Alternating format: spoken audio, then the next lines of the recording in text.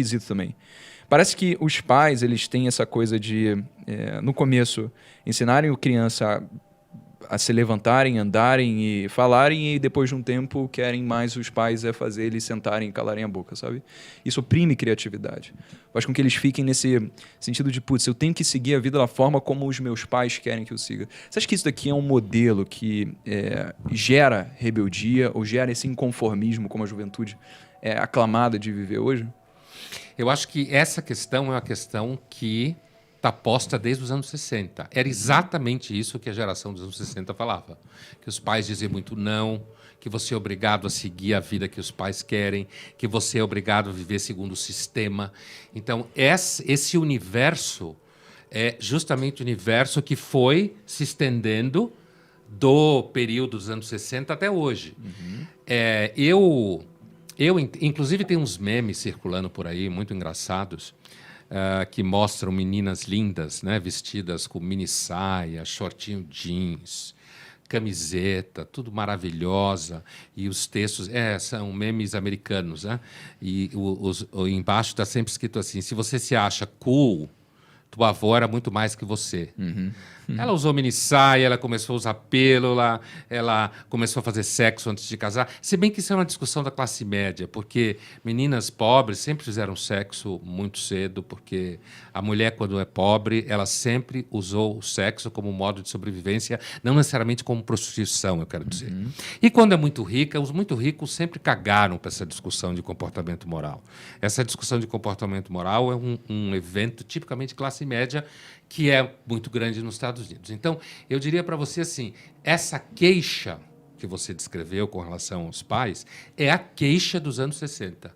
E que, de lá para cá, já se passou por muita posição. Por exemplo, quem estava com 20 anos em 80, a chamada, na época, a geração que estava olhando para os Yuppies, né?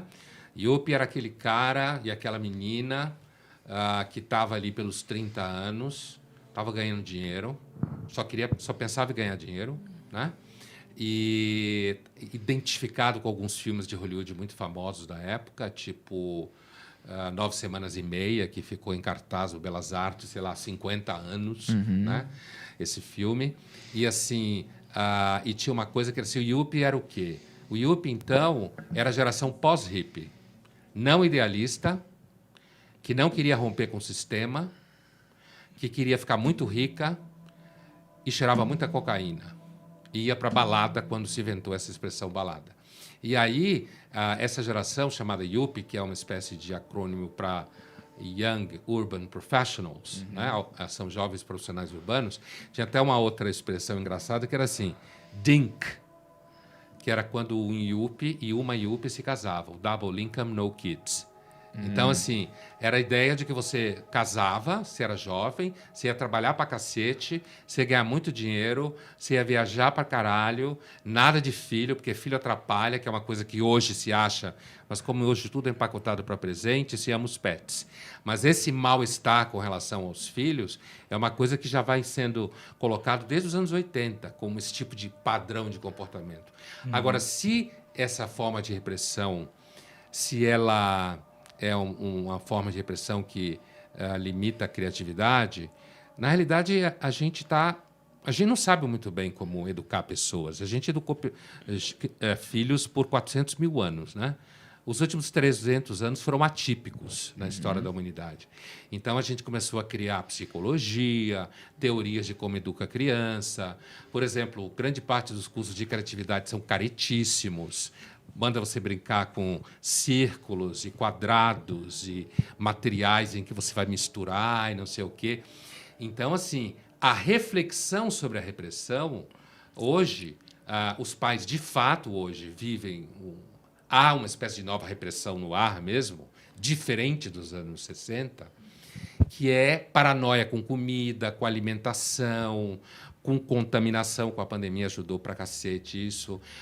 Paranoia no sentido de se a escola do seu filho está fazendo com que ele tenha autoestima alta ou se está fazendo ele sofrer. Então, eu acho que o tipo de repressão social hoje que os pais praticam quando têm filhos é uma repressão no sentido de que meu filho e a minha filha têm que ser cidadãos muito bons, não podem ter preconceito nenhum, não podem fazer mal a ninguém, não pode fazer bullying na escola com ninguém, não pode bater ninguém, entendeu? É uma repressão diferente dos anos 60 que os pais queriam claramente que você fosse médico, advogado, sei lá, engenheiro. E isso hoje está um pouco melhor, não é que está tão melhor, não. Certo. Particularmente, eu sim entrei no quesito de a caixa era ou engenheiro, advogado ou medicina. Então, Desses eu tentei 2, né? Durante muito tempo eu achava que o outro ia ser feito. Mas é porque esse é o caminho padrão que a gente entende que vai gerar sucesso. Eu conheço esse caminho. Então, exatamente. Mas, cara, existe alguma coisa que a gente pode fazer para aumentar essa taxa de progresso? Porque vamos dizer que existe um ponto onde a gente queira chegar aqui, onde a gente pode partir de um ponto comum, talvez. A gente concorda que um mundo mais aberto em relação ao debate é um mundo mais próspero para que a gente possa viver, para a gente ouvir novos ideais, conhecer outros pontos de vista e perspectivas, para que a gente possa ser livre em relação às nossas opiniões, em relação à nossa sexualidade, em relação às coisas que a gente acredita? Se sim, existe alguma coisa que a gente pode fazer para acelerar o processo, para que isso seja algo adotado pela maior parte de pessoas, ao invés de simplesmente let it be e deixar o tempo fazer seu curso? Olha, essa é uma questão assim, no mínimo, por exemplo, com a Revolução Industrial na Europa, o modo de vida começou a mudar, né? Então, você teve aqueles que, digamos assim, abraçaram essas transformações. Muitos deles, inclusive, eram burgueses, porque estavam interessados nas transformações, a urbanização. Muitos deles estavam interessados em trazer as mulheres para trabalhar nas fábricas, né? Eles eram, grosso modo, chamados de liberais, né? E alguns começaram a apontar problemas no processo de modernização. Então, 2 grandes grupos.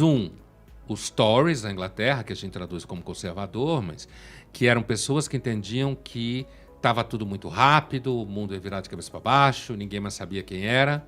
E um outro grande grupo que virou um movimento histórico muito importante, chamado Romantismo.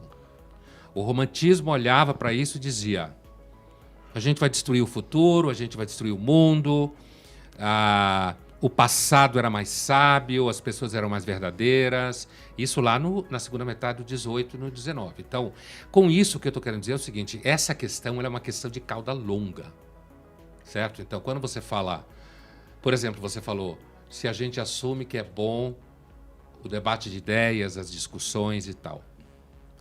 Primeiro, a característica dos liberais, naquele momento, era justamente entender que havia um processo construtivo no desacordo, certo? A ideia é que você pode construir discordando, o que está fora de moda hoje.